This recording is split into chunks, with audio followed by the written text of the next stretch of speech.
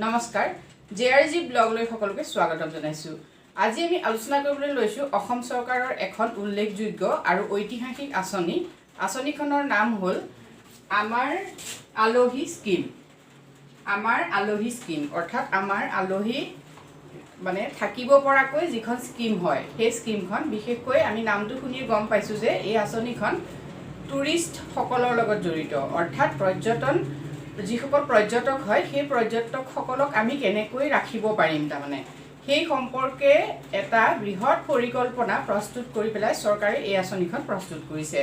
এখন 2017-18তে প্ৰস্তুত কৰা ঘোষণা কৰা আঁচনি হয়। ইতিমধ্যে এই আঁচনিখনৰ কাম চলি আছে। এতিয়া নতুনকৈ এই আঁচনিখনত এপ্লিকেশ্যন লৈ আছে। গতিকে আঁচনিখনৰ কোনে এই আঁচনিখনৰ সুবিধা গ্ৰহণ কৰিব পাৰিব আৰু কি কি যোগ্যতা লাগিব, কেনেধৰণে আঁচনিখনৰ সুবিধা লাভ কৰিব পাৰিব সেই সম্পৰ্কে আজি ভিডিঅ'টোত আমি আলোচনা কৰিব খুজিছোঁ। এতিয়া প্ৰথম কথা হ'ল যে আমাৰ আলহী স্কিম এই আঁচনিখন বিশেষকৈ যিবিলাক পৰ্যটন ক্ষেত্ৰ আছে আমাৰ অসমত যিবিলাক পৰ্যটন ক্ষেত্ৰ আছে সেই পৰ্যটন ক্ষেত্ৰবিলাকৰ ওচৰৰ যিসকল ব্যক্তি সেই ব্যক্তিসকলে বেছিকৈ এই আঁচনিখনৰ সুবিধা গ্ৰহণ কৰিব পাৰিব।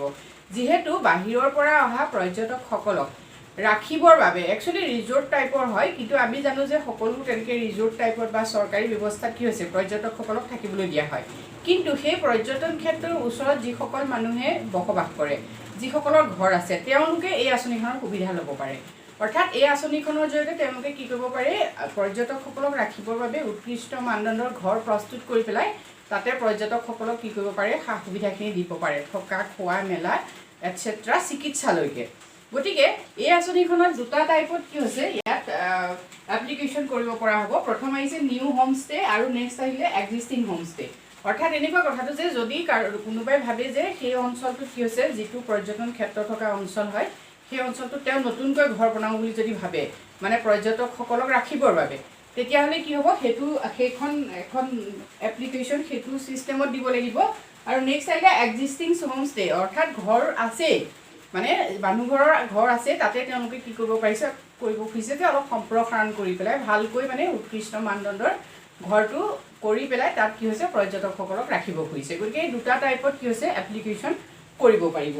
এতিয়া ইয়াত প্ৰথম কথা হ'ল যে আমি এই আঁচনিখনৰ কথাটো গম পাইছোঁ যে অসমৰ যিবিলাক কি হৈছে পৰ্যটন উদ্যোগ আছে সেই পৰ্যটন উদ্যোগৰ বিকাশ সাধন কৰিবৰ বাবে এই আঁচনিখন প্ৰস্তুত কৰা হৈছে। এতিয়া বিকাশ সাধন কৰিবলৈ যাওঁতে পৰ্যটন ক্ষেত্ৰৰ লগত জড়িত বহুত ব্যক্তি কি হৈছে ইয়াৰ সংস্থাপন হ'ব। পৰ্যটন ক্ষেত্ৰৰ লগত যিসকল ব্যক্তি জড়িত নহয় কিন্তু পৰ্যটন ক্ষেত্ৰ তেওঁলোকৰ ওচৰত আছে, তেনেকুৱা সেই ওচৰ পাজৰৰ যিসকল ব্যক্তি তেওঁলোকেও কি হৈছে জীৱিকা নিৰ্বাহৰ এটা সুবিধা পাব। সেইকাৰণে এখন লিভলিহুড আঁচনি বুলিও কোৱা হৈছে। গতিকে যিসকল ব্যক্তিৰ ঘৰৰ ওচৰত তেনেকুৱা ধৰণৰ পৰ্যটন ক্ষেত্ৰ আছে বা পৰ্যটন ক্ষেত্ৰ এতিয়ালৈকে নাই কিন্তু পৰ্যটন ক্ষেত্ৰ বা পৰ্যটন উদ্যোগ এটা গঢ়ি তোলাৰ তাত সম্ভাৱনা আছে, এনেকুৱা বহুত প্লেচ আছে আমি দেখিছোঁ অসমত যে যিবিলাক কি হৈছে এতিয়াও পৰ্যটকসকলৰ বাবে আকৰ্ষণীয় হৈ উঠা নাই, কিন্তু আকৰ্ষণীয় কৰি কি হৈছে গঢ়ি তুলিব পৰাৰ তাত স্ক'প আছে। গতিকে তেনেকুৱা ধৰণৰ পৰ্যটন ক্ষেত্ৰ নিৰ্বাচন কৰি পেলাই তাতো কি কৰিব পাৰে, পৰ্যটকসকলক ৰাখিবৰ বাবে ঘৰ প্ৰস্তুত কৰিব পাৰে আৰু সেই ঘৰ বনাবৰ বাবে চৰকাৰে কি কৰিব, সুবিধা দিব। এতিয়া ইয়াৰ পাছত আহিলে আমি ক'ত সেই সম্পৰ্কে খবৰ কৰিম, বিশেষকৈ আমি এইটো কৈছোঁৱেই যিহেতু এইটো পৰ্যটন উদ্যোগৰ লগত জড়িত। গতিকে কি কৰিব লাগিব, আছাম টুৰিজিম ডেভেলপমেণ্ট কৰ্প'ৰেশ্যন মানে ATDCৰ লগত কি কৰিব লাগিব, যোগাযোগ কৰিব লাগিব। এতিয়া ATDCৰ লগত ডিচিৰ বা এই গোটেই তথ্যখিনি পাবৰ বাবে মই এটা ৱেবছাইট দিছোঁ, এই ৱেবছাইটটোত আপোনালোকে গৈ চাব পাৰে। কিন্তু আৰু এটা কথা, গুগলত আমি আমাৰ আলহী স্কিম বুলি মাৰিলেও আমি তাতো গোটেই বস্তুখিনি বিচাৰি পাম। এতিয়া এইটো http:/tourismcorporationassam.gov.in এইটোতো আমি কি কৰিব পাৰোঁ, গৈ পেলাই বিষয়বস্তুখিনি চাব পাৰোঁ। তাৰপিছত আমি চাওঁ ইয়াত যিটো ছিষ্টেমটো কি কি। প্ৰথম আমি কি কৰিব লাগিব, এপ্লাই কৰিব লাগিব।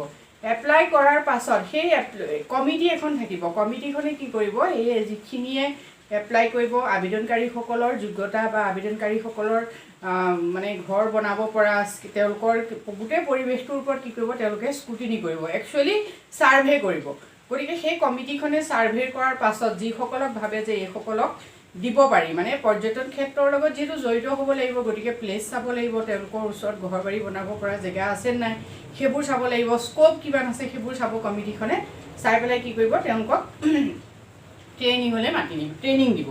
আৰু সেই আবেদনকাৰীসকলক ট্ৰেইনিং দিয়াৰ পাছতহে কি কৰিব থাৰ্ড ষ্টেপত কি হৈছে সিলেকশ্যন কৰিব গতিকে তিনিটা ষ্টেপ প্ৰথমে থাকিব এপ্লিকেশ্যন আহিব তাৰপিছতে আহিলে ট্ৰেইনিং তাৰপিছত সিলেকশ্যন এই তিনিটা ষ্টেপৰ পাছতে কি হৈছে এই আঁচনিখনৰ সুবিধা লাভ কৰিব পৰা যাব এতিয়া ইয়াত দুটা টাইপৰ ঘৰ বনাব পৰা হ'ব প্ৰথমতে আহিলে আসাম টাইপৰ ঘৰ আৰু নেক্সট আসাম টাইপতকৈ অলপ উন্নত মানদণ্ডৰ এনে টাইপ 1 টাইপ 2 দুটা ধৰণৰ ঘৰ ইয়াত প্ৰস্তুত কৰিব পৰা হ'ব আৰু প্ৰথম যেটো টাইপ 1 ৰ কাৰণে কি হৈছে 6 লাখ টকা পৰ্যন্ত চৰকাৰে দিব মানে 6 লাখ টকা দিব আৰু ইয়াত কি হৈছে 80% মানে চৰকাৰে দিব এই 20% কি হৈছে নিজে বেনিফিচিয়াৰী যিজন থাকিব তেওঁ নিজে খৰচ কৰিব লাগিব গতিকে যথেষ্ট চৰকাৰী ফালৰ পৰা সুবিধা পোৱা যাব নেক্সট আহিলে যদি 2 টাইপ ঘৰ হয় তেতিয়াহলে হেতু কি হ'ব 8 লাখৰ ভিতৰত পইচাটো পাব চৰকাৰৰ পৰা আৰু 80% কি হৈছে সাবসিডি থাকিব ঠিক আছে এইখিনি হল মূল কথা আৰু যোগ্যতা কি লাগিব যেটো আমাৰ সকলোৱে মনলৈ নিশ্চয় আহিছে যে যোগ্যতা কি লাগিব যিজন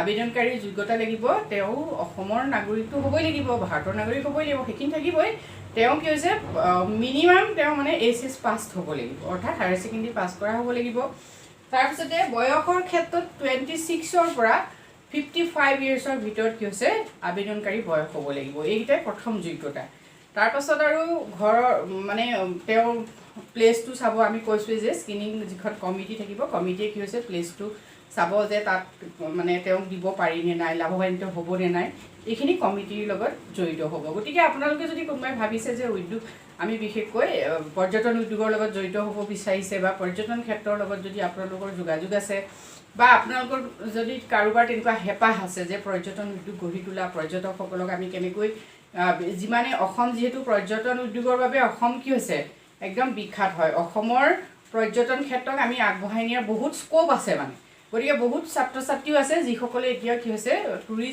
টুৰিজিম লৈ পেলাই তেওঁলোকে উচ্চ ডিগ্ৰীধাৰীও হৈছে গতিকে সেইসকল ছাত্ৰ ছাত্ৰীও এই ক্ষেত্ৰত মন কাণ দিব পাৰে গতিকে আজিলৈ ভিডিঅ'টো ইমানেই যদি আপোনালোক ভিডিঅ'টোৰ পৰা উপকৃত হৈছে তেতিয়াহ'লে লাইক কৰিব কমেণ্ট কৰিব আৰু সকলোৱে মোৰ চেনেলটো ছাবস্ক্ৰাইব কৰি থবলৈ নাপাহৰিব থেংক ইউ